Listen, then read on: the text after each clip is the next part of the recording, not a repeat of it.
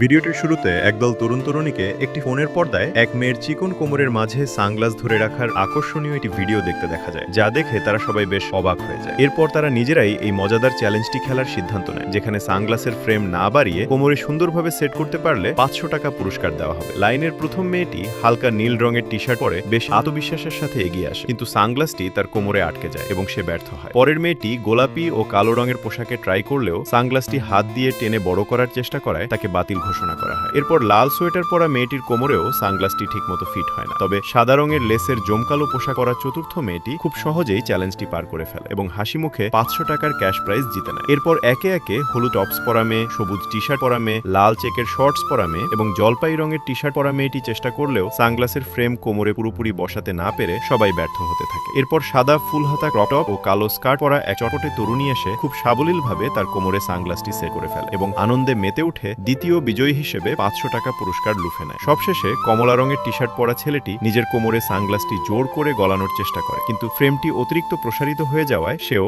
Disqualify.